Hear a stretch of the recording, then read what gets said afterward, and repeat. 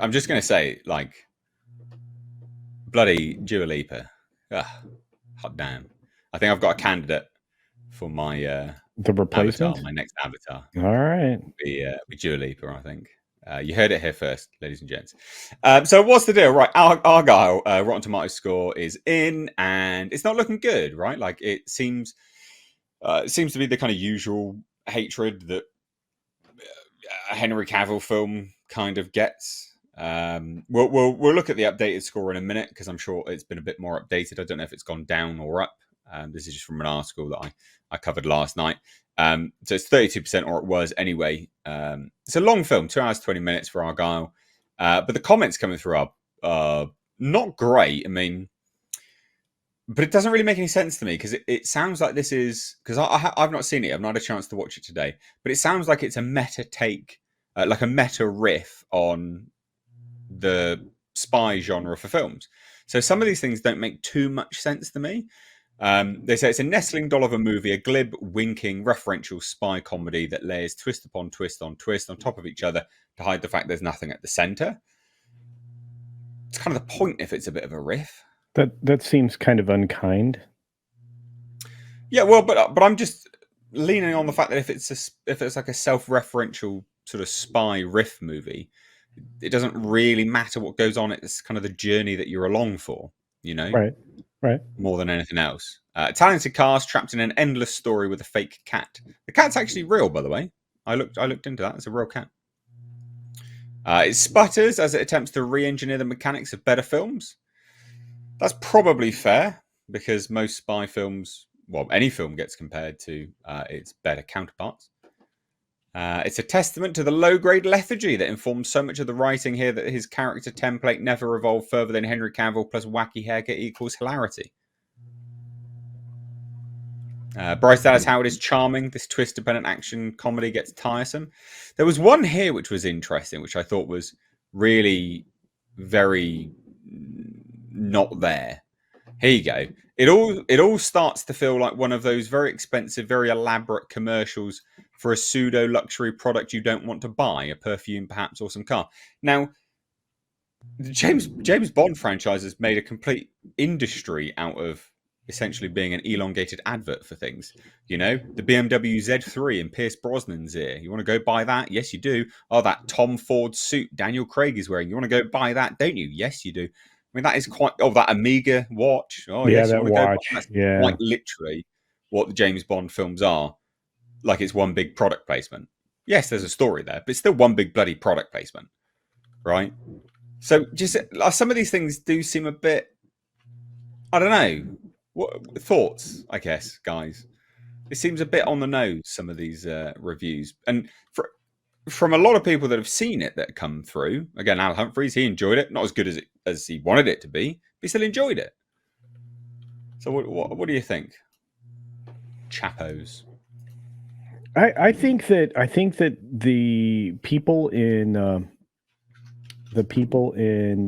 Hollywood and the people that do critical reviews like we do here need to remember that we're allowed to have fun. There needs to be fun in film. There needs to be humor in film. There needs to be, the occasional, you know, That's gone stereotype up. that we can all feel good about enjoying. And I Mm. miss I miss films like that. You mentioned James Bond. James Bond is kind of what this is akin to. It's just a little more campy, from what I'm to understand, based on a serialized novelist. And I'm there for it, despite the fact that I'm already clued into some of the twists and the plot and things, and the what people will probably call a bait and switch. I'm very excited to see this film. So Mm. yeah, Well, I mean, the score's gone up a little bit. More reviews came in.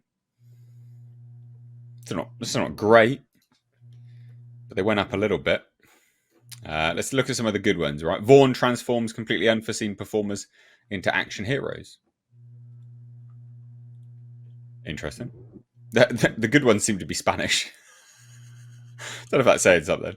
Uh, Matthew Matthew Vaughn mixes again or whips humor and action, although here the stunt scenes are incredible. That's James actually very Group. telling to me. because they don't have any kind of bias against Henry Cavill. The Spanish press are also incredibly biased, incredibly globalist, apart from the ones that aren't. But the entertainment journalists in Spanish-speaking territories, they are not up to date with culture war issues in the English language world, because they generally don't get much coverage in the Spanish press, because they have their own celebrities and stuff like that to get drama about. So that Henry Cavill now is someone not popular among the journalistic elite, that's something that can go straight over their head. So actually, I would be inclined to take a Spanish interview at far more seriously than an interview from someone in the British or American entertainment media complex. Because when I look at these reviews right here, to me they seem very oddly unspecific in a way. Like, I have learned that when reading reviews, especially from the entertainment media complex, then don't just look at the score, because that's nothing. Read the full review and see what is it that they like and what is it that they don't like. Because that way is you'll find out, is this really a negative review that is being sold as something positive? Look, for instance, at the Rings of Power. Or is this actually a positive or medium review, which is mandated to be negative, and they haven't really got anything to complain about, so they have to make stuff up? Yeah. Let's get a I'm not saying anything about the movie because I haven't seen it, but what I am seeing from these reviews here is that I don't see like any clear recurring, this is good, this is bad, just this is bad. Well, why is it bad? Okay, oh, I don't like this because it doesn't compare to. Okay, fine. Now we just have vague name calling and generalities. Where's the specifics? And that tells me that the movie is at best medium. It's not going to be amazing, and it's not going to be horribly bad. It's just going to be by the numbers, probably for reasonably entertaining, because that's the kind of reviews I get. Like, for instance, look at this one from Frank Sviatek, One Guy's Opinion, not the publication I'm familiar with, but it says there, as the revelations pile up, the movie becomes sillier and sillier, not so much clever as strained. What one's left with is the impression of a single plot device endlessly repeated. What does that even mean? And same with Alyssa Wilkinson. What you're left with as the credits roll is just a realization that time keeps marching on. What the hell does that mean? I mean, be specific. To me, that's okay. So basically, you're desperate to find something to be negative about, so you just pull out these generalities. If it's a genuinely negative review, you can point to something that you didn't like about it. Yeah. I agree with all of that. Tom, do you want to jump in on this, dude? What do you think? Is this a movie which caught your eye? Are you interested in this or not? Look, at the end of the day, like, I think we should be worried if most critics like movies like this, because the norm is that if they like it, then there's something wrong with it. Yeah. Right? Because normies like movies that critics don't. Critics are snooty, hoity-toity motherfuckers who like whatever the new trend is, right? When it comes to now it's politics. Well, it used to be, whatever it was going on at the time as far as popular arty style filmmaking, whatever, whether it be Scorsese at the time or whatever. Even then, they wouldn't always be so nice to Scorsese. He's probably a bad example. But now, like, at this point, I'm not surprised. The critics shouldn't like superhero movies. Critics shouldn't like horror movies.